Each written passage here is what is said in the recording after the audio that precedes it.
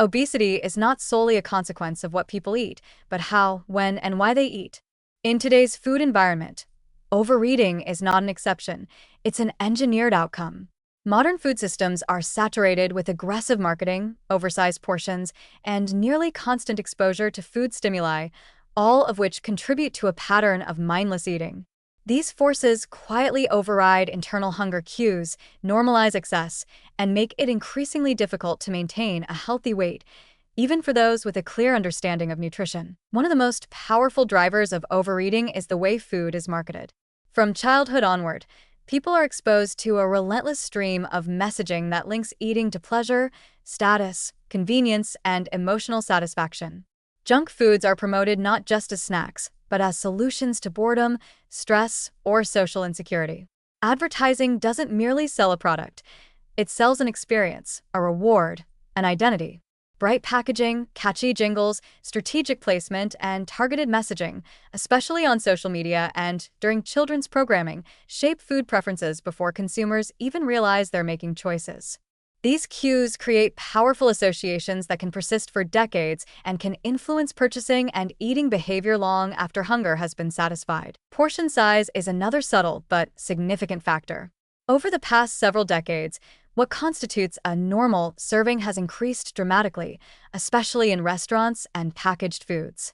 A soft drink that once came in an 8-ounce bottle is now often sold in 20-ounce sizes or more.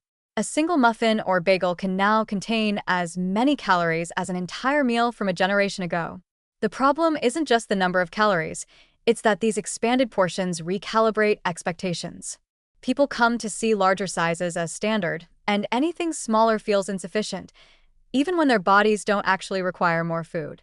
This distorts natural satiety signals and makes it more likely that individuals will eat until the plate is empty, rather than until they're full. Moreover, eating has shifted from being a structured activity to a continuous one. Food is available nearly everywhere and at all times, in cars, offices, waiting rooms, even at retail stores. Vending machines, convenience foods, and grab-and-go options blur the boundaries of meals and snacking. People often eat while distracted, while driving, working, watching television, or scrolling through their phones, leading to mindless consumption. When the act of eating becomes background noise to other activities, it's easy to lose track of how much has been eaten, how quickly, or even whether hunger was present in the first place. This mindless eating bypasses the psychological satisfaction that normally helps people stop eating when full. The design of food itself also encourages overconsumption. Many highly palatable, processed foods are created to have the perfect combination of fat, sugar, and salt, formulas that are hard to resist and easy to eat in large quantities without noticing. Combined with constant exposure to food-related cues, billboards, food delivery apps, discount deals, late-night commercials, this creates a persistent, eat-now environment, regardless of physiological need. Over time, people stop eating in response to hunger and start eating because of habit, boredom, or because the environment triggers them to do so. These patterns are not signs of poor discipline.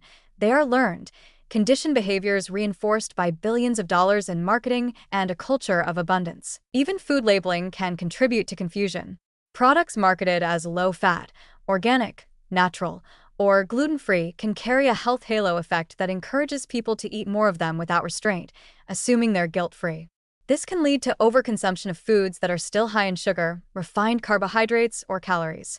Meanwhile, ultra-processed snack packs and fast food chains have normalized eating multiple mini-meals throughout the day, promoting an idea that constant eating is not just okay, but beneficial.